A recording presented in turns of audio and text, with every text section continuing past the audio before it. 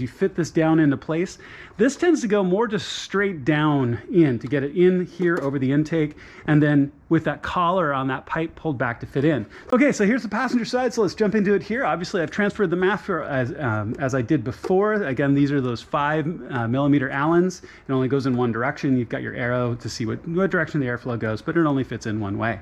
This one is a little bit easier to fit in. You've got that same intake here that's going to fit to your fresh air intake. So as you fit this down into place, this tends to go more just straight down in to get it in here over the intake, and then with that collar on that pipe pulled back to fit in. Now, there's one thing you're going to need to do.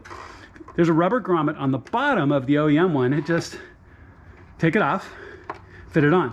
It fits it in this orientation, so the little clip should be on the wheel side. So as this goes down into place, this little clip fits over the metal ridge of that support strut right there. So it fits all down into place really simply. So just fit it down in, fit the collar back. Just be patient, work it in slowly, get it onto the fresh air pipe.